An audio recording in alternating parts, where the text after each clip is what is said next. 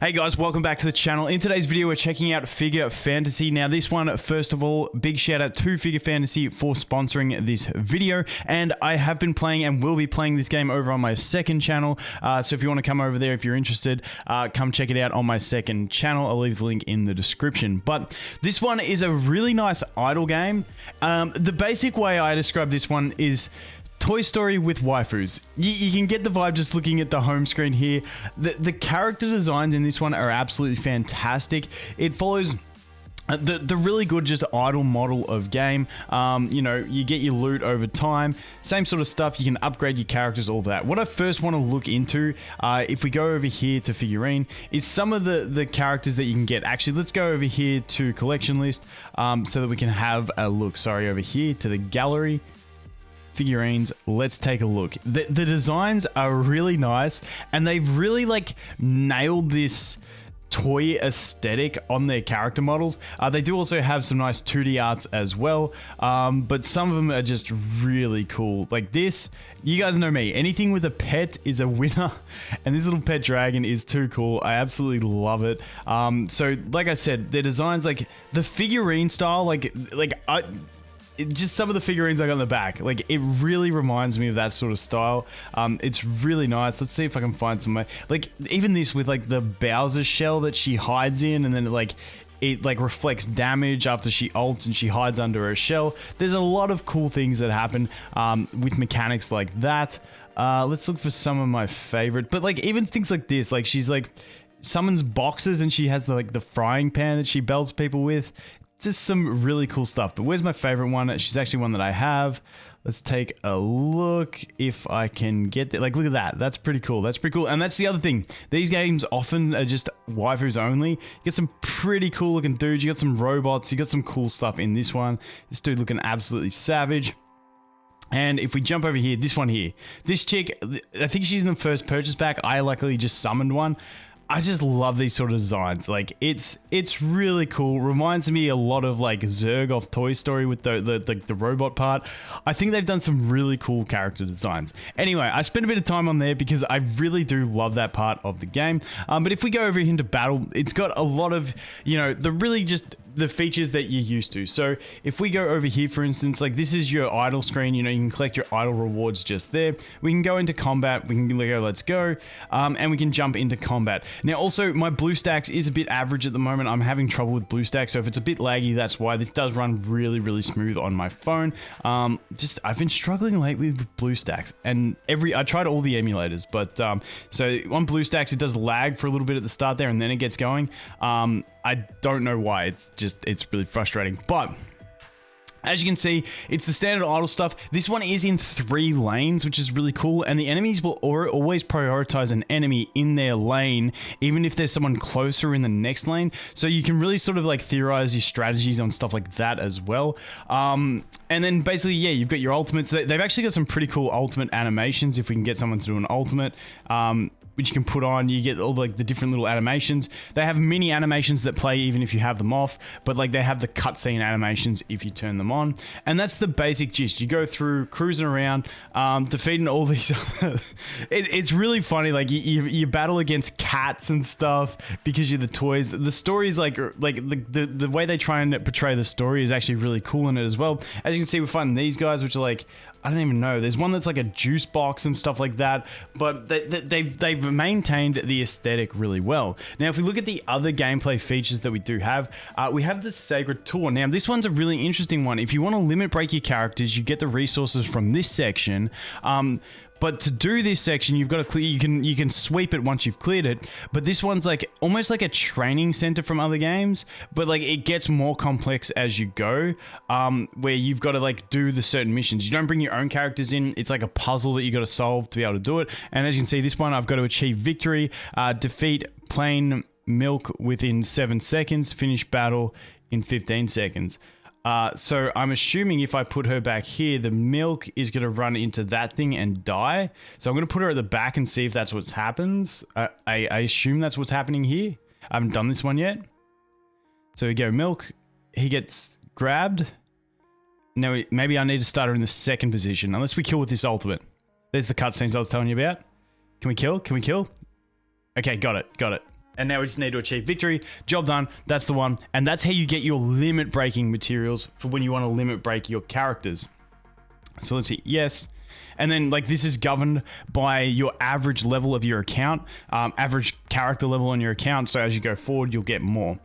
Past that, we have, if we can get through the loading, we have the big three. Now this is sort of like a faction type, tower type vibe, if you will, where you jump in and you're only limited to the one faction, and then you've got to grind through with that. That one only unlocked, I think, in this chapter, so I haven't progressed too far through it. If we jump back out of that one, the next one I really like, which is Final Battle. This is like their boss fights, but I absolutely love the way they do boss fights. The mechanics behind it are really cool. You can see I'm on stage 5 at the moment. And you start at stage 1. If you clear stage 1, you go to stage 2. And basically it doesn't reset on a daily basis. Like once you've cleared one, that's it. It's cleared. But like here on 5, I can battle this boss on 5. And I get rewards based on how much damage I deal. And also, how cool is this for a boss? Like the mechanical dragon type thing, I think is absolutely savage. But what you can do here is you can battle. You don't have to defeat the boss. You get rewards. But if you do defeat it, you go to the next stage. If you don't, you can retry this boss as many times as you want. It's just that you only get rewards if you do more damage than your previous run that day, and then the rewards reset on the next day. So for instance, this one, like I could get him down to, you can see he's got like 8 health bars there. I could get him down to 2, try again, get him down to 3. That second time where I get him to 3, I wouldn't get any rewards. But then if I go through again and actually kill him, then I will get more rewards. Then I'll go to the next level of difficulty, and same thing goes. I can just keep retrying different teams, trying to get better scores to get those extra resources and stuff like that. I really do like the way they do these boss battles, and I think they're just presented really well as well. Like I just think these boss battles are really like quite unique and cool. And if we leave that one, there's a couple of them. This guy, this one uses like multiple enemies, and this guy's like a commando who just commands swarms, and you've got to just survive all the swarms that he sends. And they all give you like different resources to go ahead and upgrade your characters by doing them. Then if we jump over into, let's look at, say, the board game. Like they've got your PvP as well. PvP is nice. It does have sweep tickets if you're high enough power above the enemy, which, I like just getting free sweeps. But board game Odyssey, bit of a labyrinth type mode, but it has difficulty. So as you get further, you can go into a harder difficulty, or you can go into an easier one just to cruise through and get it done a bit quicker. As you can see here, we're into this one. And you do get, a lot of these things have first clear rewards as well, which is really nice. So we can go into that one, and it's sort of just, you go along a trail, you get some, upgrades, you get some different types of enemies, you get some different buffs and stuff like that, that you can pick up along the way. So as you can see here, I'm picking up a few buffs. I'm not going too crazy about picking them. And then you'll get to this crossroads, for instance, and then you can either heal, revive, or go into a battle. And that's pretty much the way it works all the way along. And then you get your good rewards at the end. Moving past that, like I said, I really like the way they do bosses. It's got like that, just the good idle feel. I love the idle game genre, so I really enjoy it. They've run 2 events now since the soft launch, which happened in Australia and New Zealand. The events are really nice, some sort of board game type ones and stuff like that. So you go through them, and then finally, the final thing we will look at is we will pop a summon. I'm saving up for a big summon session because I like big summon sessions, but just to show you guys, we do get the free draws as well. I believe this is daily or every second day. I probably should just read it, but you get your free summon. Free summons, always nice. Can't complain about that.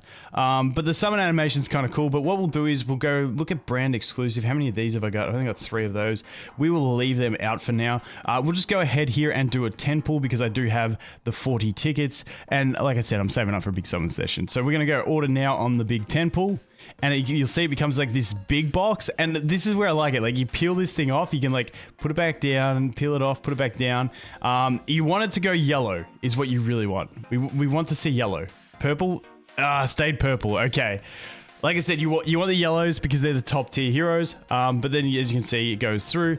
All the designs, even on the like the more common heroes, are really cool. Like check this dude out. I think they just look really wicked. And we'll skip through there, and then it gives you your list, and you can go from there. As for characters in themselves, let's actually go back and have a quick look at the characters themselves and the upgrade sort of system. So if we go into figurine over here, we'll check it out and we can check the upgrades. So basically they all have 4 skills. The first one's just a basic attack and basically just talks about their basic attack. Your second one, this is like your ultimate ability, which uses your energy to go ahead and do it. Then we got this one, which is always like a passive, which is unique to the character.